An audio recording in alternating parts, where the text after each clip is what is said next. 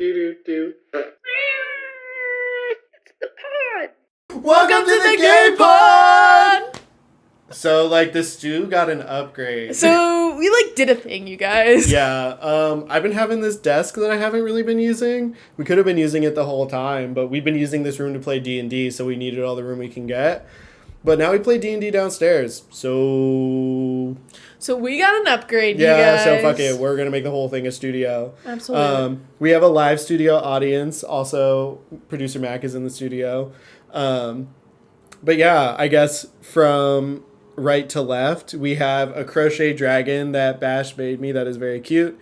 We have a little axolotl from a blind box. This guy's official government name is Amusable Toadstool. He has survived 2 carjackings and Simon attempting his life multiple times from this table. We have it's a shark dinosaur that I got from a blind box, but it looked like Jeff the Shark, so it's here. We have the Weed Baby. Shout out if you know you know. Out. We have this frog prince here because he looks derpy. We have a second smaller frog prince down here because he's cute.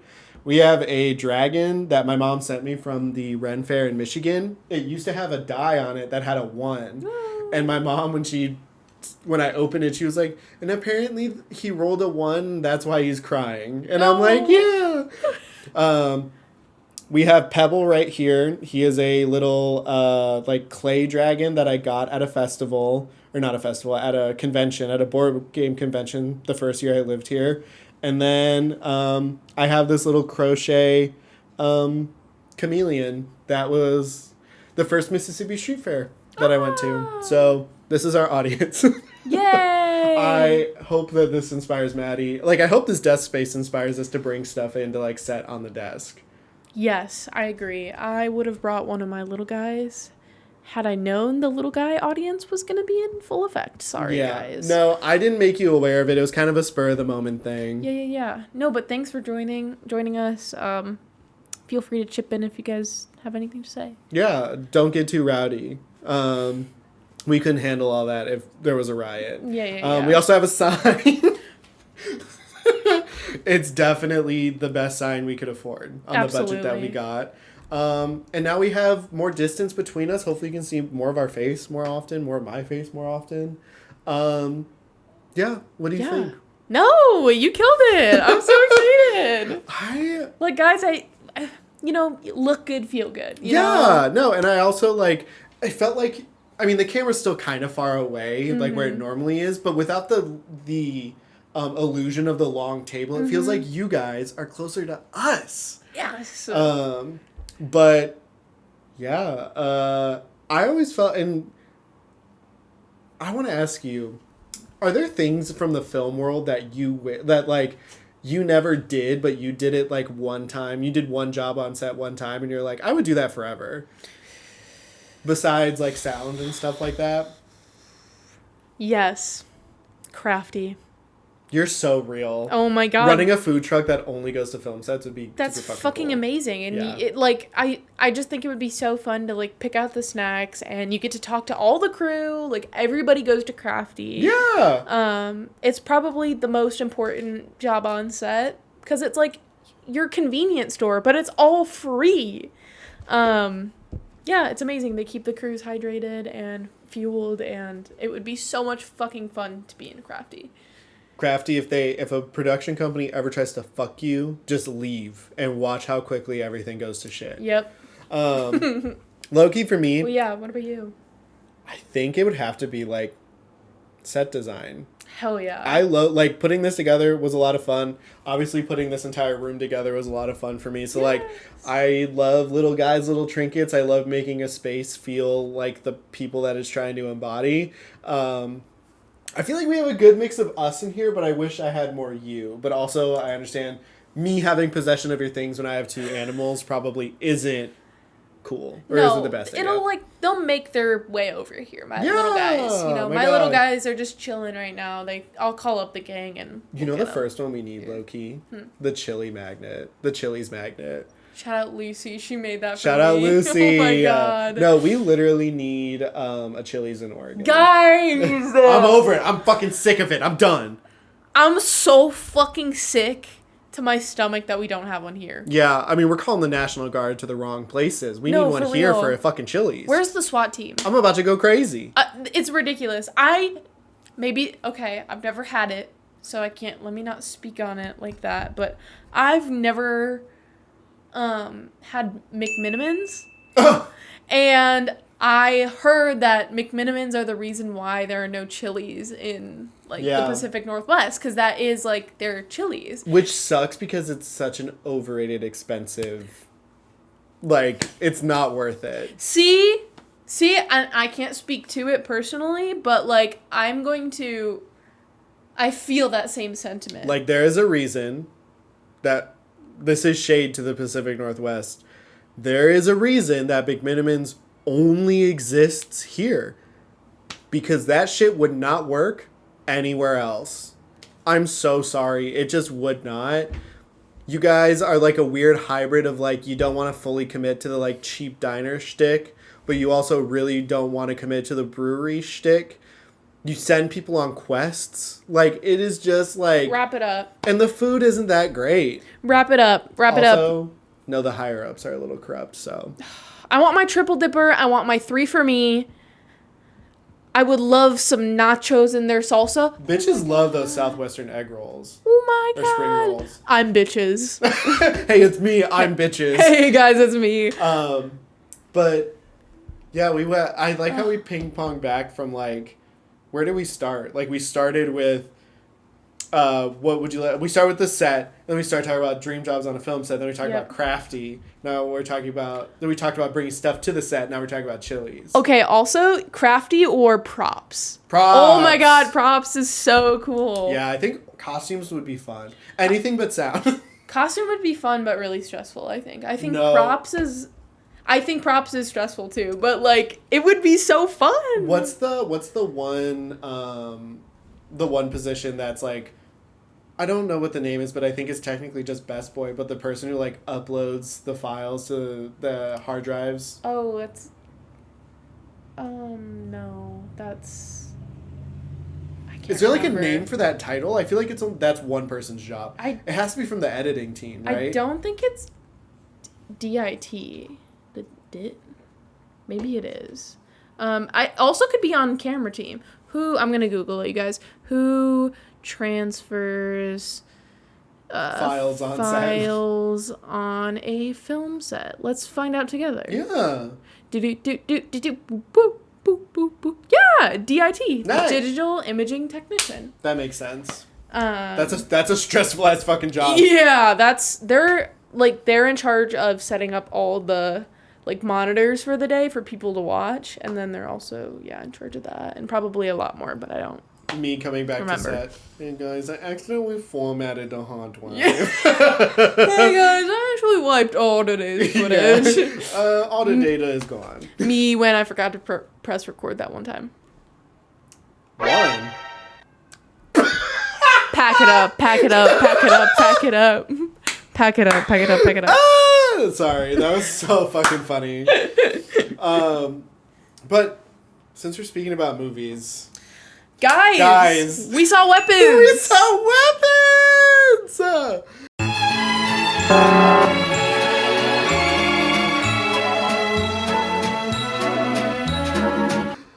I have a lot to talk about. I have a lot to think about, but I think we should go over some just baseline preliminary things just real quick. Maddie said that they uploaded a review to Letterboxd and they wanted my live reaction on the pod while I looked at it. And it's funny because one of my first questions was going to be, out of 5 stars, what would you give it? Ooh, I'm nervous. Ooh, can I guess? Yeah. I think we're going to see, I think if you could have done it, 4.2. But I think because it goes on halves, I think it's going to be a 3.5. Wow! Holy shit. 4.5? Yeah, I fucking loved it. I thought it was so fun. Wait, I didn't even read your... wow, you wrote a book. I love you. Yeah. But it's mostly me bitching. And, like, we'll get to that in a second. You did 5 stars and a like. Woo. Oh, of course. Anything that... Spoiler... Okay. Okay, spoilers. Spoiler alert. Guys, for come this on. whole thing. Also, hi, if you're just here for the weapons review, I'll put what time the weapon review ends, so that way you can just leave after this. But, like, hi, thanks for watching the Gay Pod. Yeah, and we also talk about scary movies a lot, so stick around. We do talk about a lot of movies. Yeah, it's not just gay stuff. But, anyway, weapons. Holy fucking shit. I did listen to Beware of Darkness by George Harrison. Pop it up here somewhere. I think that's the artist. But that song that plays in the beginning. And honestly, you want to know what? The lyrics have very little to do with what it is. I really just think it was a vibes decision. And I think the reason why, and just thinking about it more, I want to see it a second time. And tell me what you think about this idea, because you're like, I keep pinning you as the music girl, but I will forever and continuously do that. Because you kind of got me into it. But it just adds a quality of, like, this happened somewhere else or a long time ago. It adds this layer of, like, mysticism to it. Absolutely. Like, what do you think? Do you think the music there helped the scene and the sequence, or do you think it took away from and kind of distracted you? No, I think it absolutely added. I think that it scared the absolute fucking shit out of me. Yeah. And that it did its job. Like, it made me feel like you get the tingles in your body, you know? I felt my anxiety already starting to rise, because I was wondering when the other shoe was going to drop. Yes. Like, so I love when music can do that, and I feel like the the soundtrack was really fucking good. Yeah, and I also think too, because it's an older song, it helps it sound like it's from a long time ago. Yes. And I mean, but how timeless is the tale of a witch who steals kids? That's like fucking. And also the title of the song, I think too, is like one of the reasons why it's like kind of tongue in cheek, is like Beware of Darkness, which is just like this ever looming presence in the world, right? But yeah, tell me, I want to hear some of, like, your highlights. I want to hear some of your thoughts for, like, what were some of the highs for you? What were some of the lows for you? Was it scary? Well, I think that you could tell from, so Antonio, I always make Antonio sit next to me, and I make him sit next to me, because I go, if I get scared enough, I'll hold your hand. Mm-hmm. I never do, and I just end up watching the movie through my fingers. Yeah. Because it's just too much for me. Mm-hmm. And I'm like, at least if I can, like, only half see it, you know? Yeah. I'm saving myself. Oh, yeah. Which I feel like I did kind of poorly in this movie, because I was like, it's still alive. No, I thought it was amazing. I thought the pacing was really good. There was never a character that I thought their story didn't matter or didn't add to the plot. Like, each one of their sections of the movie, like, it all added up in the end. Yeah. It was like, oh, so A leads to B, C, D, E. It's like, okay, we're connecting all the dots, right? I had a blast. I loved Gladys. What a great fucking character. Holy shit. So corny. Not corny, campy. Yeah. I think she was just, like, yeah, I don't think anybody else could have played it better. I wouldn't have wanted to see it in any other way. The actress's name is Anne Magdalene. Love her. Yeah. Love you. I think that's what her name is. I'll put the actress up here now. But, like, I could not agree more. Yeah. Yeah, I mean, like, for me. Yeah, go off. I was fucking scared. Yeah. And it's mostly because, like, I went into this with Barbarian in mind. Yeah. Because when I went into Barbarian, I was like, we'll see what this is, because I thought I knew what it was going to be about. So I was a little bit relaxed. But the minute that basement door opens in Barbarian, the minute we start going down further, my whole body language changed to where I was tensed up like this. Yeah. Weapons was the same way. Yeah. The entire time I did not know what to expect. I didn't even really expect to be safe in daytime, which we weren't. No.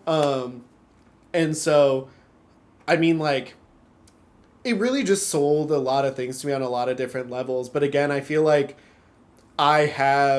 but you don't even need to have it, but I feel like I always have a place in my heart and in my creative mind for these storybook-esque tales that are just kind of like, I'm not using this word, but that are just kind of like heightened to a different level. Yeah. Like, the idea has been done of a witch so many times, it's been done to death over and over again, but when you can take it and when you can make it feel new and scary and like something we haven't seen before, then you're doing a good job. Correct. Then you're doing service to the reason why stories like this tell themselves over and over and over again. Like, we've had witch movies and stories forever.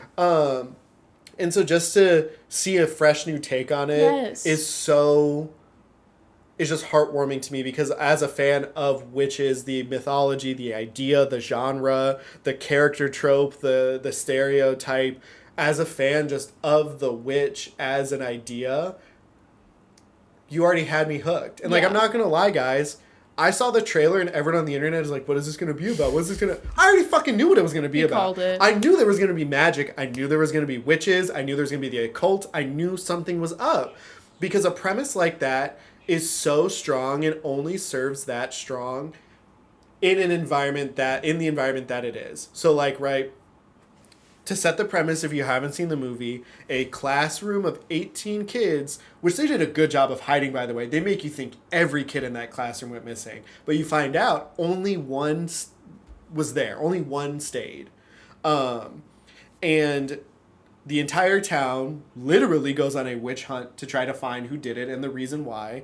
And you get this, and I've never seen the movie, I've just heard people quote it, so I'm going to quote it for myself. You have these Magnolia-esque vignettes of characters and their experience from their perspective of what's going on, and everything culminates into finding out that a witch has moved into their town and is taken root and is just trying to live forever, essentially. Yeah. And so how she does this is her method of witchcraft. It requires something personal from the person, and she has this freaky ass little tree. She smears blood on a stick from the tree. She wraps your name around. She wraps your hair or personal item around the stick, breaks it. You're fucking gone. You're mind controlled. You're gone. You're done. Yep. That's it. There's nothing else for you. There was even a little bit of like ripping of things and fire and bell ringing. And so all of these things are witchcraftian in nature. All of these things are paganistic in nature, in old world. And that's what felt cool. Yeah. Like, it felt old as shit. I was like, whoa, I haven't seen this before. And as soon as she was like, can I have a bowl of water? Bash and I looked at each other, and Bash went, she's a fucking witch. I said, I knew it. I was like... Because that's the first time that we really see her do it, right? Yeah. Is with the principal, right?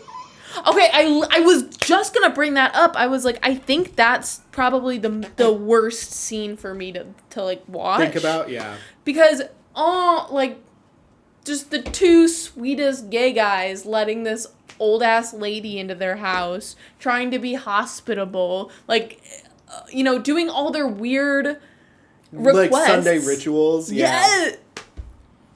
Bitch. No, but, like, I think that scene was so hard to watch, because it was, like, you knew what was coming. Yeah. And then the brutality of it. Yes. Like, oh my God. And I'm not gonna lie, because we saw that snippet, I think you and I watched it, of Marcus running up and attacking them. Yep. The cut was done very well, by the way. Very well. But because of that, and then you get the background of this guy who has the character like these stories do, of the middleman, of the person who's like trying to appease the parents, trying to appease the staff and the teachers, trying to appease the kids, the person who is the do-gooder, the person who's bringing the most levity to the situation, just so happened to be a queer man, just so happened to literally like mimic what I feel like Bash and I's lives are, and then all of a sudden you're seeing these horrific things happen to them, and it just makes it that much more sad. And for me, that was definitely a moment where I was like, fuck, like, I don't want to see this. Yeah.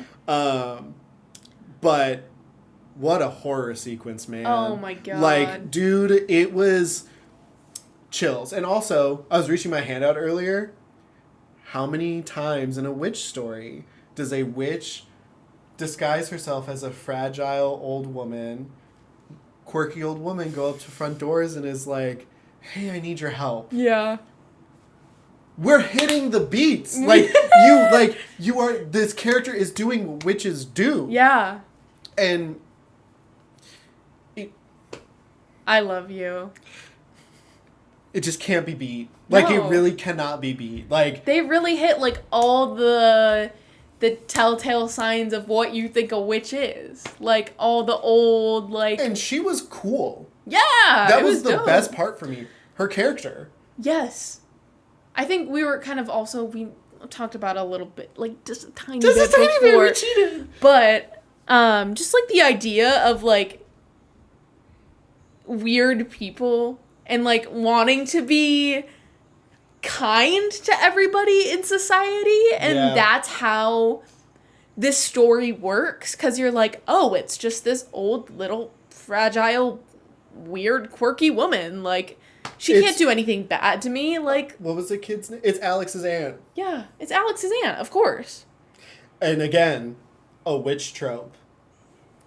A weird lady that no one knows is moving into your house all of a sudden because she's your long-lost relative. She's your aunt. There are other stories that do that. And I think the thing, and I guess we're going to get into the things that are really frustrating me with this. I feel like Twitter and TikTok are rage baiting me at this point. We have a lot of people who go into a movie not excited to see it. We have a lot of people who go into a movie rightfully wanting to believe hype and then shitting on it when it's not what they wanted it to be. And I think what's really frustrating to me is, like, why can't people appreciate the fact that in the big year 2025, we're still telling witch stories that are super effective and very well done. Yeah. And, yeah, sure. Like, the part to me that the biggest critique that I see that fucking pisses me off is that, oh, we didn't need this character. Oh, we didn't need this perspective. The story does not work without it, because if y'all are complaining about the smallest plot holes in this movie, imagine a whole chapter not being... Y'all are mad about Gladys's chapter not being there. The cool part about her is she doesn't have one. Because let me tell you something. Evil doesn't have a story. It just exists. It's just there. The point of this story is that at any time your small town, Utopia, can be fucking rocked. And all it takes... The tagline for the movie is... I think it's like the most harmless thing can do the most harm. The most harmless thing can harm you the most. Ooh. A little fragile old lady. A kid. Your kid going missing. Yeah. Like, things that could be seen as, like, harmless because they're not physically affecting you. Yeah. But they're, like, emotionally affecting you. Yeah. Oh, that gag at the end. Yeah. Archer, his son. Yeah. Whoa. The son was the bully. Yeah. Makes sense. And, like, the other thing that was crazy for me, too... That got my ass. Love not ending on a good note.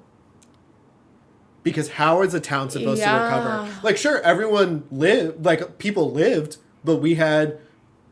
The two people were... Well, we had the one person responsible for finding them die. Yep. We had the second person who could have helped the situation more die. And then the kids are forever affected by this. Yeah. And the little girl is like, only some of them are just starting to talk. Because we're also not given a time frame. No. We don't know how long they were missing for. We know it's X months because the characters don't grow up. And Alex, it's still the school year because Alex is still going to school.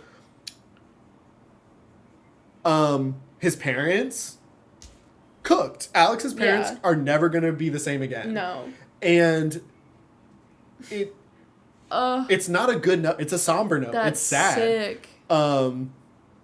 Yeah. Like a somber note. How can we go back back to That's so funny. But yeah, no, I gave it a 5 out of 5. I wrote a really strongly worded review because I think people, and I put this on my list of topics, like, people review movies just to review movies. They don't review movies to interact with what they're watching. And I also think if you see negative critique about this movie that shits on it as a whole and lowly rates it, just know you're literally reading, like, you're reading a review of someone who watches a movie to be spoon-fed stuff. Like, you're watching someone who needs, like, a Disney-fied plot in order to consume the media, like, and consume the story. And unfortunately, when it comes to horror movies, you're allowed to be more abstract with the ideas and the storytelling. So some people just aren't going to get it. And that's just how it's going to be. Yeah. But, yeah, this movie is like... Sorry. I'm putting it and Sinners at first. I have my two top favorite movies of the year. Man, I think I'd put Sinners over it still. Oh, no, yeah. I think that's the right choice, but, like, I just cannot ignore what I saw. You said last year, you were like, I saw the TV Glow as number one, and then right at the end, she came The up. substance, dude. That's what I'm saying. Like, and there's still a lot of months left with a lot of movies coming out. Abso-fucking-lutely. But this was definitely a highlight of my year. This was a great movie. I want to read my Letterboxd review. Yeah, wait, we should. Okay, do you want to read mine and I'll read yours? Sure, yeah. Who wants to go first? I'll go first because yours is longer and actually really well thought out. Oh, God, here we go. I say, oh, God, because I'm pretty sure I'm a bad reader. Okay. You know a horror movie is good when the normies are giving it 1 to 2 stars because it doesn't quite stick the landing or the pacing was off. But then you look at their letterbox and they're watching 2 to 3 hour snooze fest that couldn't be half as entertaining as Weapons. This is the first time we're actually getting original ideas from Hollywood that take big swings and give big rewards. This movie was scary, it was tense, and Zach is very good at creating hostile architecture in his movies. Every time a door opened or closed, myself and my theater were gasping or saying, oh no. Okay, also pause. Our theater was so fun. Was insane. There was some fucking Dorcas that like kept reporting people in there for yelling during a horror movie. They literally had to come in twice and they were like, if you guys scream one more time. Hey guys, we're gonna need you to cut the talking. Guys, like, we were literally all just screaming because it was so fucking scary. Yeah. My question to everyone reviewing is, what did y'all expect this movie to be about? Did the trailers lead you to believe this was going to be some normal, bland, thriller crime movie? Or what? The imagery to the storybook-esque narrative opening, the stereotypes following a teacher, a parent, a cop, a druggie, a kid. Like, the story is a literal witch hunt, and y'all are acting like we're supposed to be watching Silence of the Lambs. If you saw Barbarian and decided to see this even though you hated Barbarian, what did you expect? A normal conclusion to a wild premise? Like, hello? No, you got them. I love this. Like, do we hate magic? Do we hate mysticism? Guys, why can't we have a little fucking fun? That's what I'm saying. Guys, it's a fucking movie. Suspend your disbelief for, I don't know, like, maybe this much. Maybe 3 hours. Maybe 3 hours. Like, guys, it's a fucking movie. Yeah, I'm also sorry that it wasn't... I'm sorry it wasn't a boring, realistic ending. I'm sorry it wasn't the town was hiding the kids or, like, fucking the military stole them. Like, I don't know. Like, I'm sorry it wasn't consumable for you, and I'm sorry it wasn't what you wanted, but, like... This is what making a movie is about. This is why people do this. And again, if you saw Barbarian, why the fuck would you expect this movie to end in a normal way? Guys, this is just some good, clean horror movies. Like, this is, like, clean, like, fresh, like... I turned you into a defender! Like, no, for real, though. Like, you just gotta open your eyes a little. You just gotta... What happened to having fun? Guys, what happened to just letting loose? Hey, Lucy. Hey, Lucy LaDuca. Okay, I'll read your review. The half star, so 4.5 stars. The half star off is because I had to watch the movie through my fingers because it was so suspenseful. Also, Gladys, you diva, but also 17 kids and you still die? Woof. Listen. But this is why horror and comedy work so well together. Yes. Is because when you're going through the worst shit you've ever seen in your life, you need a good laugh. You gotta giggle. When you have a mental breakdown, what's one thing you start doing to yourself?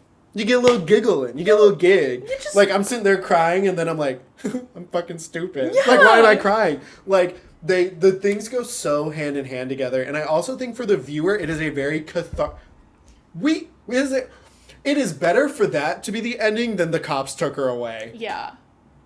Guys, how fucking boring would that be? We get so much more catharsis. Guys, the kids literally ate her. Yeah. To death and ripped her to shreds. Yeah. That's fucking sick as hell, actually. Like, yeah, and the practical effects were super. That chase sequence was my favorite thing in movies. The so cinematography cool. in this movie was on a different fucking so level. fucking cool. I love the shot of the neighbor mowing the lawn. And stopping, and you see this horde of. I think I love tracking that girl in the pink robe. Oh, that was Loved great. that diva down. She fucking needed that bitch bad. The calculated foot switch up when she like decided not to go through the door but went through the window. She like pulled a fucking NFL running route. She right did. there. Star quarterback. That girl has a bright future. If her brain's already fucked up, throw her in there. I mean, why not? So we said this in the smoke sesh, but like there's been talks of a prequel movie about Gladys's story. I'm not too interested in that idea just because I think Zach has said we could go other places in this universe, and I would rather go there before investigating a character that serves the story better when her origin is unknown. Like Jean Jacket. We'd never get a Jean Jacket came from space. Okay, but where? Like, that's kind of the thing here is like Gladys came from somewhere in the United States. Okay, but where? That's the scarier part, right? Yeah. You have hornets in your house, but where's the nest? Yeah. You don't know. That's the fucking scary part. It's the unknown. Yeah. It's the not knowing. Bitches gotta know shit. Like, guys, just again, live. Yeah. Like, guys, it's okay that you don't have all the answers. Sorry. But yeah, no, I would love to see more movies in this universe. Like, if we could go through the categories and do like out of 5, right? So like we'll start with this, like story. 5. 5, yeah. I'm just gonna. You're telling a witch story in 2025. 5. Congratulations, like that's amazing. Acting, 5. 5. Alex broke my goddamn heart. Hey, that was so sad. Hey, that actually was the scariest part of the movie. Yeah, like knowing this kid went through all of that. 1, 2 is never gonna have his parents ever again. Like, went through that whole fucking thing. And now knows that witches are real. What a jarring realization. Like, if anything, I would like another Alex story. Me like, too. That would be really fucking cool to see him, like, in the future. Or, I don't know. Julia Garner, great. Amazing. Josh Brolin, loved. Fucking Anne Magdalene, I want to say that that's her name. I'm going to be so embarrassed if it's not. She did amazing. She was my favorite character in the entire thing because apparently Zach gave her the character note of like, you can either be someone from a long time ago or you can be some unknown creature that could be disguising itself as a human. Don't tell me which one you're going to pick. Just pick one. Love. And everyone else, I think, kind of knew what she was going to do except for him. I love that. Which is so cool because you get this out of reality. Oh, that's fucking sick. Yeah. And like, I'm choosing to believe that her character is from a long time ago and uses life force to live. Hell yeah. She says the word consumption, which is an old-timey phrase for tuberculosis. Ooh. Consumption was a thing 217 years ago. There were only 2 people remaining and 17 went missing. Also, apparently this movie is about Zach's grief for losing his friend and fellow castmate on The Whitest Kids You Know. That's insane. This is a really good grief story, too, though. People deal with grief in a lot of ways, and that's what you learn in this movie. Absolutely. So, yeah, acting 5 out of 5. From everybody. Yeah. Cinematography, 5. The way that every time the camera moved, I got scared. Yeah. Hey, every time the camera got closer to something, I said, can we not do that? I said, no. The editing was crazy, too. So good. As soon as we got chapters, me, Dan, Maddie, and Bash were like, oh! Yeah! Yeah, I feel like I'm running out of steam talking about it because I can't glaze it enough, but it was... go see it. You have to go see Weapons, you guys. Go see Weapons. So much to unpack. Zach said there wasn't like a political meaning, but you could totally derive one if you wanted to, which is what I think is great. That's why I love movies, is like you can find your own... You can take your own stuff away from exactly. it. Yeah, it's a huge 2 thumbs up from the gay pod. I guess 4. 5 weed babies. 5 weed babies out of 5. Yeah, I mean, do you have anything? First of all, how are you? We just kind of got right into it. I'm good. Do you have any topics? Do you have any topics? Maybe. I got a lot on this, my topic card right here. That I definitely... That's definitely not my here's notes something. Entertainment Weekly named The Haunting of Hill House as the best show in Netflix history. Okay. Yeah. Like a Netflix original. And I would have to agree. As a show, hey, we're talking about stories about grief. Yeah, absolutely. I don't know another show that I think would be better. I mean, I think that it just is like which what's his name? Mike Flanagan. Mike Flanagan. Like which Mike Flanagan show do you like the best? Because I think that. Thank God for Netflix for bringing Mike Flanagan into the horror movie, into just the movie fold. Correct. He's a very talented guy. But like any Mike Flanagan show would qualify as the best Netflix show. Oh, straight up. There's no those are the best. Like I would personally argue Bly Manor. Yeah. Ooh. Like. But what's it called though? Midnight Mass. That was tough. That was a tough watch. Ooh, yeah, because you got that. Yeah, you got that religious. Trauma. No, but Bly Manor was really good for me. What was the one? What was his latest one? Based off the book or poem or something. What was it? You know what I'm? Yes. With the siblings. The Fall of the House of Usher. Yes. Yeah. Did you watch that? Yes. Yeah, dog. That was good too. Yeah, Mike Flanagan is the reason Netflix gets a big budget. I'm not fucking lying. No, I believe that. Yeah, I'm 100%. That man is making art on a platform that you would not expect. No. But there are some good documentaries on Netflix. There really are. I think, Did you watch Don't Fuck with Cats? Yes! Oh my god, that Mac, did you watch Don't Fuck with Cats? Will you watch Don't Fuck with Cats? I think it could be a good one. Trigger warning. It's a lot. Animal abuse and death and real murder. Yeah. But it's tough. It's basically like these true crime people on fucking it's not Reddit, but it's something like Reddit. They're trying to figure out a guy. Correct me if I'm wrong. Yeah, a guy uploads a video of him killing a cat, right? And all these people on the internet are that's super fucked up, and they hunted that ass down. Yeah. Shout out to Body Movin'. Shout out! Love that diva. Body Movin'. And they don't tell you the internet users' real names. They use their screen names. So I only know this woman by Body Movin', 99. That's so fucking funny. Okay, this might... Do you have one? No, go ahead. This might rock the boat a little bit. Okay. If a straight person yas queens you, is it a slur? I think, damn, that's tough. That's tough. If it was... The people want to know. I think, I don't know. What do you think? I'd love to hear your opinions. Sometimes it feels like it. Sometimes I genuinely think they're trying. And I'm okay. But you want to know what? Sometimes being treated like a person is also pretty cool. Yeah, no, exactly. Hey, why? And this conversation is arising out of jokes because my buddy Dan, yas queened me on the phone. And I was like, hello? Love Dan. See, I don't think he would be that's Dan. Yeah, that's Dan. You know what? He gets the yes queen pass. Of course he does. You know what I just said in my head, didn't you? Okay.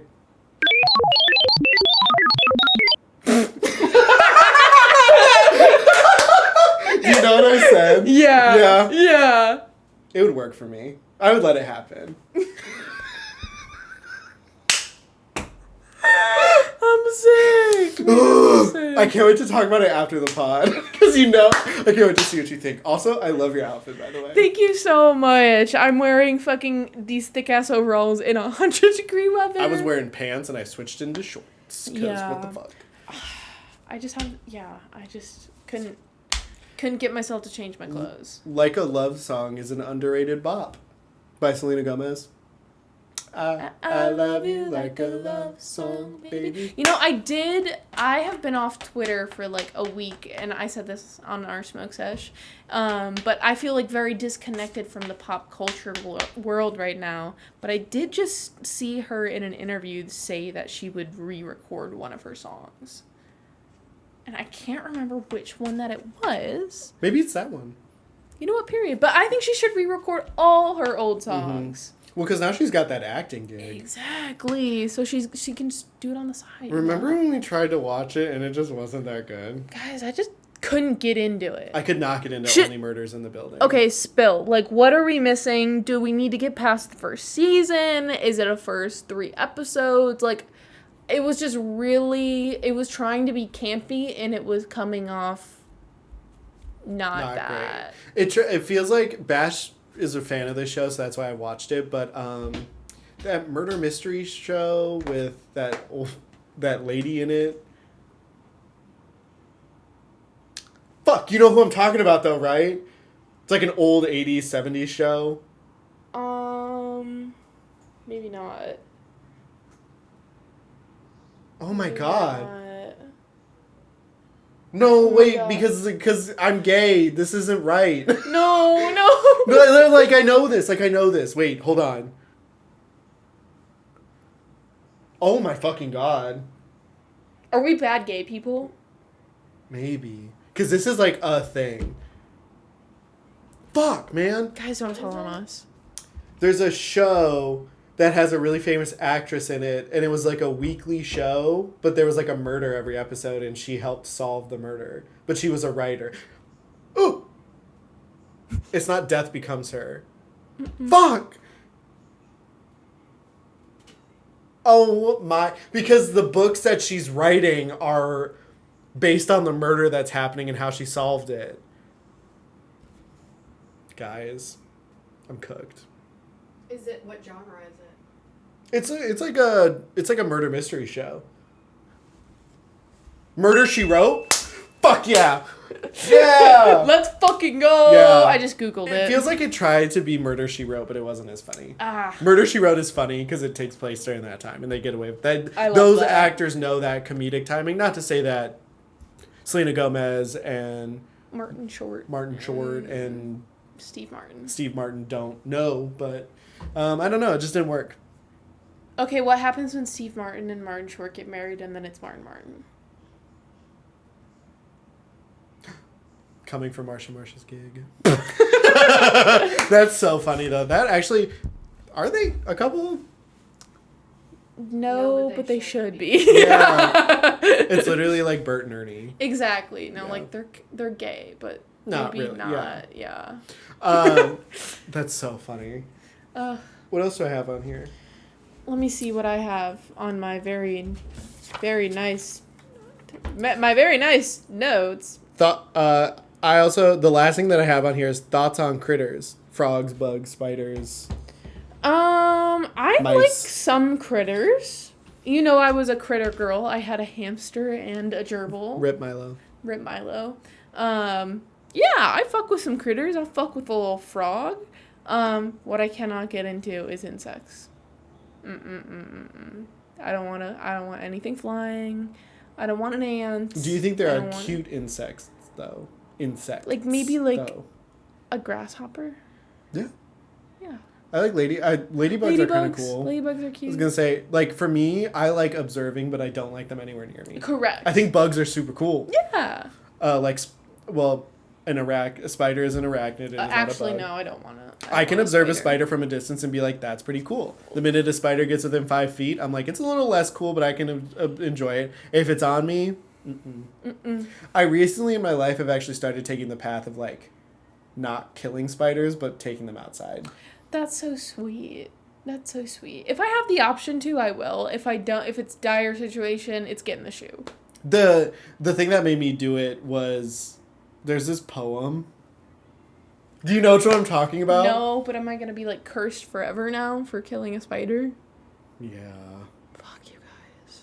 It's the poem is essentially, let me see if I can find it. Talk about something interesting while I try to... I think that would you ever own a little critter? Yeah. I kind of want a little critter again. Like, hamsters are really fun if you can get them to, like, not bite you. Yeah. Which is really fucking hard, you guys. There's this video that I have with my rest in peace, my dead hamster. I couldn't think of another better word for that. Yeah, so basically I was like, oh, it's so nice to be... I was working really late into the night. And I was like, oh, it's so nice to, like, come home and, like, me and Milo are on the same, like, sleep schedule. He's, like, awake because he's nocturnal and shit. And I pick him up and I'm holding him and he bites my fucking finger on the fucking video. Like, like, you can hear, like, he chomps on my finger. Like, he will not watch it because he's like, I don't want to hear that. I don't want to see that. It was super painful. He literally got me, like, right there, like, just full on fingertip, just a big old chomp. And I do miss him, though. He was so cute. Milo was very cute. He was kind of stinky, though, which I didn't really like. And I don't know how that would work in an apartment. And I just, I would rather have, like, a cat than a little guy. Or, like, both, but, like, then you can't really have a little guy. Because I fear that the cat would, like,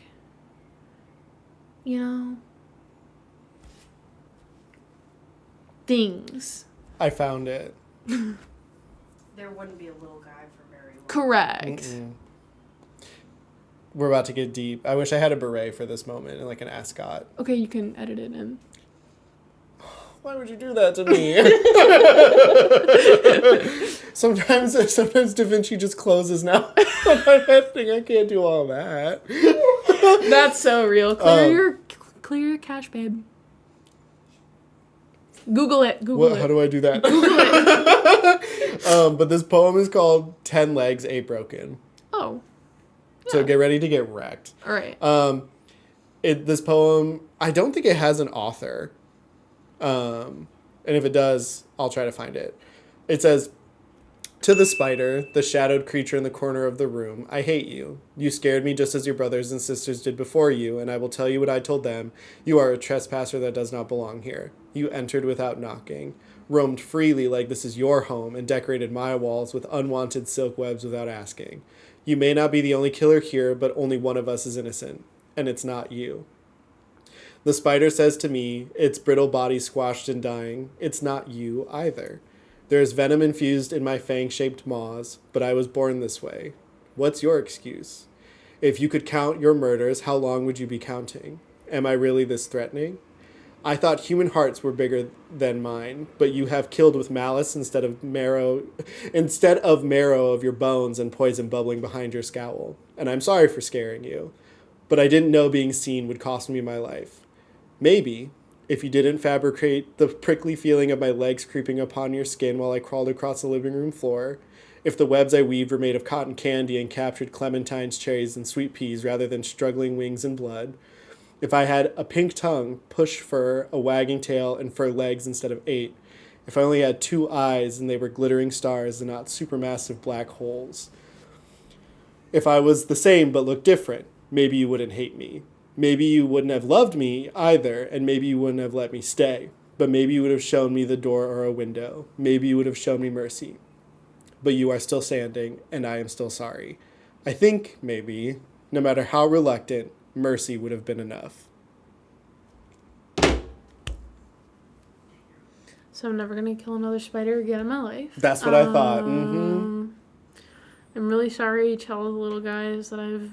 And how long would you be counting? Murked. Right. I'm trying to get you canceled for killing spiders. Guys, I'm so sorry. Isn't that a really good poem, That's though? beautiful. Yeah. Wow. And I found that on TikTok. Come on. See, guys, TikTok does good things sometimes. You edit a sad song over it, I'm crying. I'm done. It's you over. edit that. I don't want to try to recreate the noise, but I'm going to try. They're like, it's like the, and it has the kid crying over it, I'm done. Hey, cut the cameras, dead ass. People put that shit with their dogs. It's the little girl from the Florida Project crying. Yeah.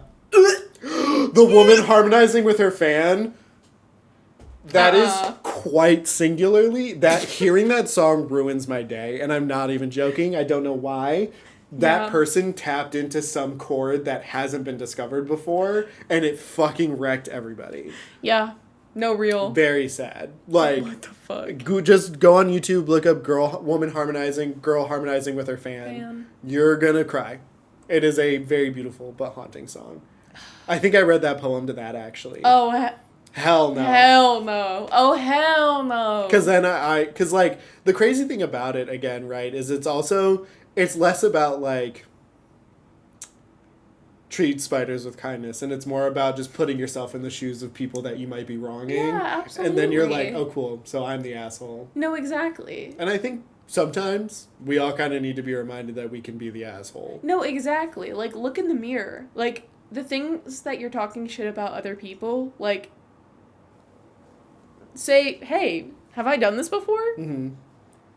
Take some accountability, you know? And if you can't do that, just grab a piece of their hair, a stick from your magical tree, wrap that hair on that stick, break that bitch.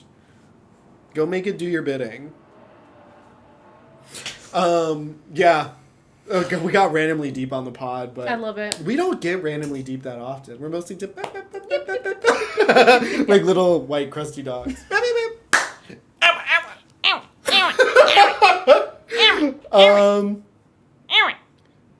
That was really good. Rip Pudgy, by the way. R.I.P. Oh my god! The original Awa Awa. Pudgy, can we get an Awa Awa? Oh, that was so good! Thank you. It's like the talk to me ritual, but you just say, Pudgy, can I get an Awa Awa? And the soul just possesses you, and you're just like, Awa Awa. Speaking of souls possessing and sadness, Bring Her Back. Oh, yes. Hey guys, I watched that. We should watch it sometime. We should watch it sometime. You're always...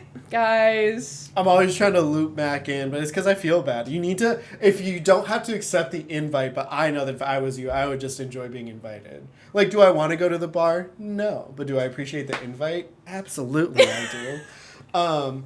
But Bring Her Back is about grief and trauma and loss. And it's about two kids who get put into foster care because their dad suddenly dies. And they come under the care of this woman who is kind of strange and has strange rules. That's the perfect movie for Mac right now. As I'm traumatized from working with foster kids. Yeah. Not foster kids, just kids. There might be some catharsis there for you. Like, there might be, like... It'll literally make you go, hey... Might suck right now, but at least it's not like that. I'm like the security guard with Mag. I'm like, no, you're not. This one's not coming. She's not watching this one. I'm like, no, this is not happening. This would not be good. Like, should Mac watch Barbarian? Are we fucking dumb? Like, are we just playing stupid? Like, I do appreciate the invite. Of course. Yeah. It's also because it deals with, like, the woman is, like, a counselor, like, of children herself. And Bring Her Back? Yeah. That's crazy. That's crazy. It's so that's good! like too on the nose. That's way too on the nose. You are nowhere near what she is doing. Like, I'm telling you, you are very far away from what she does, but, like, it's literally... You know how Bly Manor and, like, Haunting of Hill House and things like that, those two series are filled with, like, grief and it's tangible and the show makes you feel it? Ew. Bring Her Back is like those, but amplified, and instead of feeling sad, you're now wet. Like, you're wet and heavy, and it's, like, that kind of, like, wet clothes, like, heavy sad. I hate that. And you're cold. Like, if I'm trying to describe, like, how you're feeling watching, you're alone. Cold. Yeah, you're alone. You're sad. You're numb. Like, whoa. But that's like a lot. A really well done, well acted movie. I watched it with Bash and I cried. Yeah, I believe it. It was really, really, really tough. Yeah. And I mean this, I think the tagline for this movie would be really good, but it could give some things away, but, like, grief is all consuming.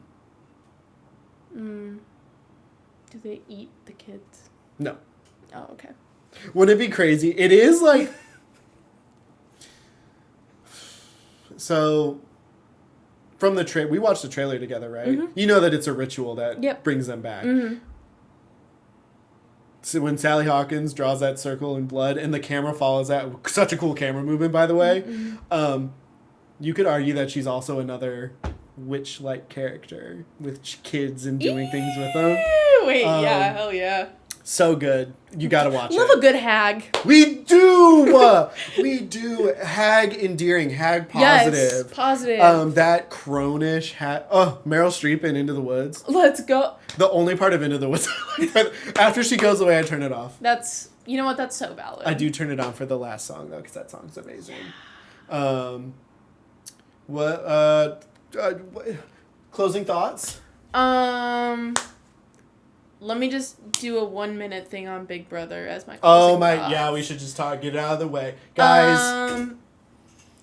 Guys, Jimmy's gone.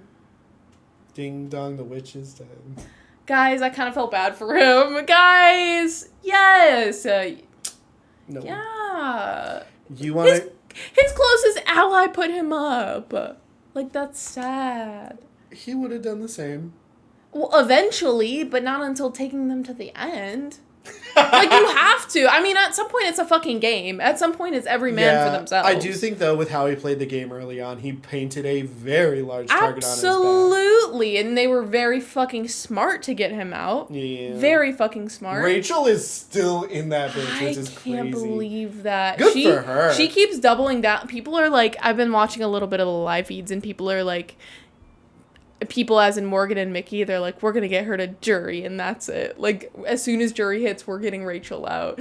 And she is like hearing about these rumors and she's like, I will not be in that jury house. She's like, I will be gone before that or I will be in the final 2 chair. And I'm like, okay, bitch. That's like, my diva. Yes! Like, okay, so I also just think the downfall of Morgan has been such a steep fucking downfall. It's crazy. She instantaneously, with one word she uttered out of her mouth, became my least favorite person because I thought she was different. God forbid. Yep. But then I found out she plays Valorant.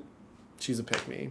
Don't like Ew. putting women down like that, but... Get over the fucking Zach thing. He doesn't like you. He doesn't fucking like you, girl. And that's okay. Yeah, and... I don't know, man. Like, I feel like, again, I started this show and I was really excited, but the longer it's gone on, maybe it's just because of how... But did you see who the new HOH is? I think so. Yeah, it's, Oh, shit, wait, who is it? It's Ava. Ava, that's right. You know who she puts up? No. Do you want me to tell you? Yeah. Ooh, she puts up Keanu, Okay. Zach, Yeah, and Vince. good. Get Vince out of there. Bye, boys. Bye, Vince. Bye, boys. Bye, Vince. So, yeah, hopefully that nobody wins the veto and all 3 of them are up there, and then Keanu wins the blockbuster, and then it would be Zach versus Vinny. That'd be fucking amazing. Expeditiously get Riley out of this fucking house. I can't stand Riley. That is a inbred fish-looking man. We need cops to come in and escort him out of the Big Brother house. I don't like him. I don't like the way that he talks to Catherine. It scares me. It makes me uncomfortable. It's weird. And, like, after their first kiss, he was like, hell yeah, baby. Like, that's weird. That's weird. You're fucking creepy. I don't know. It's just, we need to stop casting the cowboy stereotype.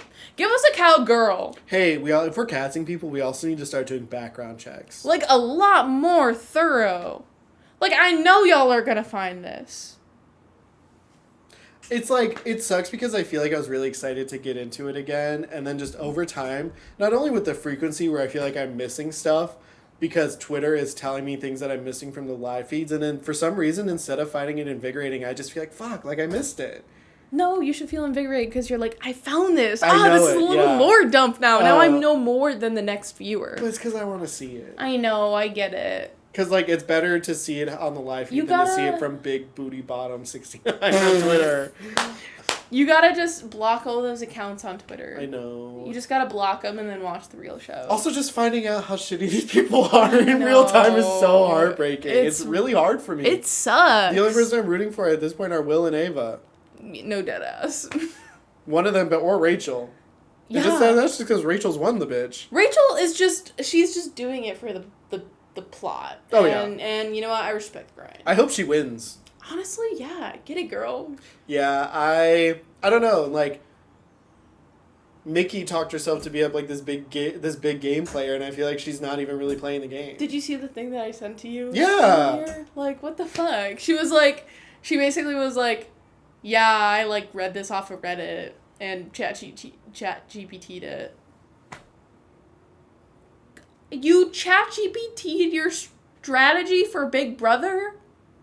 Oh my god, if you're gonna do that, at least lie about it, bitch. That's so embarrassing. That's so embarrassing. Like, and again, it's those things that I feel like are taking me, like, it's making it, like, it's making it hard for me to watch because you don't have anyone to root for anymore. I know! It's Will and Ava, and they don't put a lot of the show on them, and it's really annoying. And I'm like, the people that I want to watch, I'm not watching. I'm being forced to watch these other fucking straggots figure it out. I'm just not interested. Like, and even again, like, I just feel like no one on that show represents me. Yeah. I feel like, and I think it's the problem with Big Brother going on for this long and not taking casting risks like that. They're casting archetypes that we've seen a million times before, and they don't work for me. Like, we're getting a showmance between a forced romance that a man is forcing onto a woman because she literally cannot go anywhere else. Yeah. And it's just not comfy. Also, it's just like, it's take a risk. Cast somebody that doesn't fit those shoes that you normally fit in. Cast us. We are gonna be your dynamic duo. There's never been, like, an archetype of us on the show. Yeah. We're just a couple of fucking dorks. Like, yeah. I don't know. Like, it's gotta be something other than the cowboy, the pretty white blonde girl, the old guy, the old woman, one old guy, one old woman, like, the nerdy guy. Like, come on, switch it up. Let's go. Like we're really, come on. To me it's just like, I don't know, it's stale. Like, yeah, but I don't know. We'll see how much longer I can give attention to it before I'm just like, because at this point I'd rather just read the Big Brother tweet accounts and just be like, cool. Like, cool, this person got evicted. Cool, this person, like, because that's basically what it is. Like, the best way to keep up with it is live, and if you're not, then. But that's one of the draws for me of the show. It's because you see everything. It's so cool. Julie was an icon for going, no. No. Ashley, you're crazy, girl. The lack of professionalism. You're so fucking crazy. Far too much. The fact that both of I agree with Twitter, their votes shouldn't have counted. No. Will and hers should not have counted. No. At all. I mean, it's kind of fun, though. It is, but, like, that's also the crux of it going live, is you're not going to fix any mistakes. You never know, on air. Yeah. Correct. But... BB, you diva. Closing thoughts? I really loved Weapons. I think that whenever you ask me closing thoughts, I have nothing that comes to my head, and it makes it really hard. And I'm being vulnerable and honest here in this moment. Florence and the Machine has new music coming out. Oh shit! Hell yeah! Yeah. Hell yeah! Stream "Bite Me" by Renee Rapp. I think Stream that's "Bite all Me" I by got. Renee Rapp, actually. And "Don't Tap the Glass." Stream. We just watched the music video. Closing thoughts. The music video for "Sugar on My Tongue" like was fucking sugar amazing. on my tongue. That transition was so good. Ooh, I love Tyler, the Creator. Yeah. That's my closing thought. Yeah, I would have to go see Weapons, watch Bring Her Back, listen to Don't Tap the Glass, stream Beautiful Chaos, play D&D with your best friends. Yeah. Don't kill spiders. Don't tap the glass. Don't tap that thorax. I don't think. Okay, goodbye. Bye. I wish I could play "Sugar on My Tongue" for the outro. Sugar on my tongue. Do do do.